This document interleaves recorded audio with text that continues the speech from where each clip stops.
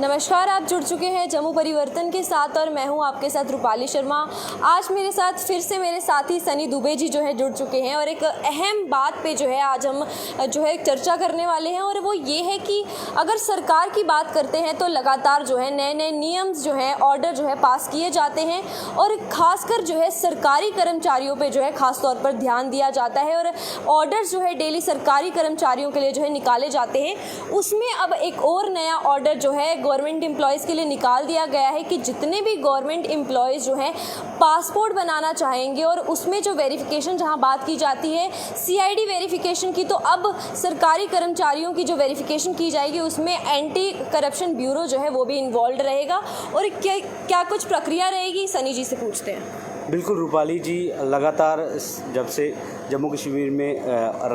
Lieutenant governor यहाँ पे अपना शासन चला रहे हैं तो सरकारी कर्मचारियों के लिए आए दिन कोई ना कोई फ़ैसला देखने को मिलता है। एक और ऑर्डर आज ही जारी हुआ है जम्मू कश्मीर एडमिनिस्ट्रेशन, जो जनरल एडमिनिस्ट्रेशन डिपार्टमेंट है उसकी तरफ से तमाम जितने भी कर्मचारी सरकारी कर्मचारी हैं उनके लिए ये अपडेट है कि अगर वो पासपोर्ट के लिए अप्लाई करते हैं, इससे पहले सिर्फ उन्हें सीआईडी वेरिफिकेशन करवानी पड़ती थी, लेकिन सीआईडी वेरिफिकेशन के साथ साथ अब उन्हें विजिलेंस डिपार्टमेंट की क्लियरेंस भी लेनी होगी कि अब उनको ये भी दिखाना होगा और डिपार्टमेंट की तरफ से उन्हें एनओसी दी जाएगी अगर उनका जो ट्रैक रिकॉर्ड कैसा है, वहाँ पे कोई डिपार्टमेंटली कोई इंक्वायरी तो नहीं एक कर्मचारी पर बैठी है या कोई भ्रष्टाचार या कोई करप्शन का केस तो नहीं है उन पे। वो तमाम चीज़ें वेरीफाइड होंगी एंटी करप्शन ब्यूरो की तरफ से, फिर जाके वो सीआईडी में जाएगा और फिर जाके उन तमाम एम्प्लॉइज़ को वो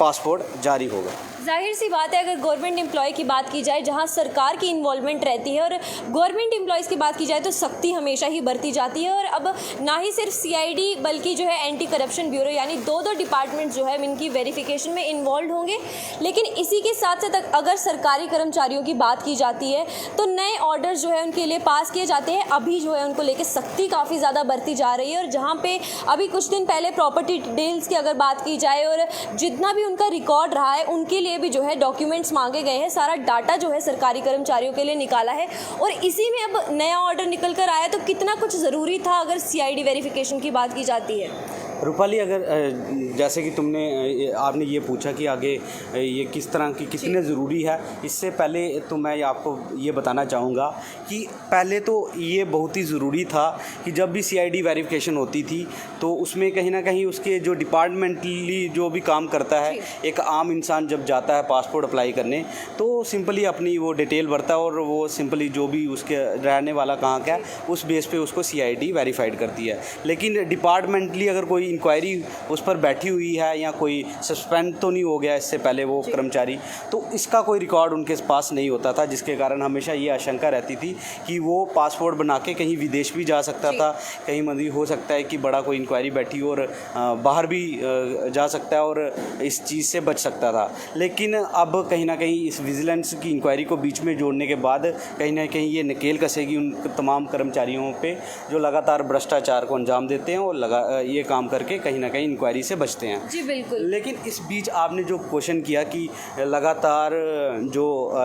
जो भी फैसले लिए जा रहे हैं सरकार की तरफ से कर्मचारियों के लिए और पिछले दिनों कई ऐसे ऑर्डर आए तो मैं कई कर्मचारियों को सस्पेंड भी किया गया। जब पिछले दिनों हमने देखा होगा कि डीसी की तरफ से, जम्मू डीसी की तरफ से तमाम जितने भी जिला उपायुक्त हैं उनकी तरफ से ये फैसले लिए गए कि वहाँ पे जगह जगह जाकर वहाँ पे उनकी हायरिंग चेक किए जाएं, वहाँ पे उनको मौके पे सस्पेंड भी किया गया। लेकिन सबसे बड़ी बात ये है कि एक क्लैरिकल लेवल का जो एम्प्लॉई है जो डिपार्टमेंट में रोज़ काम करता है,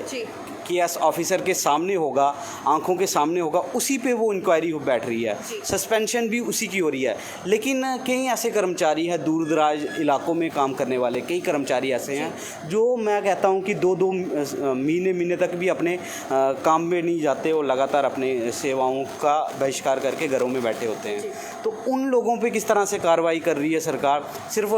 कह सकते हैं कि छोटे कर्मचारी पर ही क्या ये फैसले लिए जा रहे हैं? एक तरफ कई एडमिनिस्ट्रेशन के ऑफिसर्स भी हैं, उन पे क्या किस तरह की नकेल कसी जा रही है? तो उन पे भी सरकार को कदम उठाना चाहिए। सिर्फ ये कह सकते हैं कि अगर KS ऑफिसर के सामने कोई क्लरिकल का स्टाफ है या छोटा मोटे पटवारी है या कोई छोटे मोटे कर्मचारी हैं, तो उन लोगों पे कार्रवाई अगर हो रही है वो सामने आ रही है, लेकिन बड़ी मछली अभी भी कहीं ना कहीं कार्रवाई से बची हुई है। जी बिल्कुल, तो कहीं ना कहीं इसी में सरकार जो है इस तरीके के ऑर्डर्स निकाल रही है कि जितने भी गवर्नमेंट एम्प्लॉयज़ हैं सबको एक ही तरीके से लिया जाए, और इस तरीके के जहां पर CID वेरिफिकेशन और पासपोर्ट्स की बात की जा रही है तो किसी भी तरीके से उनका जो है कोई भी इंक्वायरी जो है उनकी डिपार्टमेंट की तरफ से नहीं होनी चाहिए, किसी भी तरीके के चार्जेस जो है उनके थ्रू नहीं लगे होने चाहिए, और खासकर कोई सस्पेंशन ऑर्डर या सस्पेंड नहीं होना चाहिए वो एम्प्लॉय। अगर ऐसा कुछ होता है तो जाहिर सी बात है अब एंटी करप्शन ब्यूरो और साथ में CID जो है इस पे बड़ा फैसला लेगी, और हो सकता है कि पासपोर्ट जो है डिले कर दिया जाए या फिर खारिज कर दिया जाए, क्योंकि सरकारी कर्मचारियों का कहीं ना कहीं अगर बात की जाती है काफ़ी ज़्यादा नकेल कसी हुई है। जिस तरीके से सनी जी ने कहा कि जितने भी कार्यालय हैं वहाँ पर जाकर DC जितने भी हैं और साथ ही साथ चेकिंग जो है वहाँ पर की जा रही है कि ऑन ड्यूटी कितने कर्मचारी जो हैं, लेकिन अगर जिस तरीके से आपने बात की कि अभी भी दूर दराज के जितने कर्मचारी हैं उन पे नकेल कसना सबसे ज़्यादा ज़रूरी है, क्योंकि कहीं ना कहीं ये भी एक करप्शन को जो है बढ़ावा देती है ये चीज़। तो इसमें जो है सरकार की तरफ से आज एक बड़ा फैसला निकल कर आया, जहाँ पर जितने भी गवर्नमेंट एम्प्लॉयज़ हैं अब उन्हें जब अपना पासपोर्ट बनाना होगा उन पर किसी भी तरीके का जो है सस्पेंशन ऑर्डर, चार्जेस जो है नहीं लगे होने चाहिए, और साथ ही साथ अब CID के साथ जो है एंटी करप्शन ब्यूरो भी जो है उनकी जाँच करेगी। फिलहाल के लिए मुझे और मेरे साथी को दीजिए इजाज़त। नमस्कार।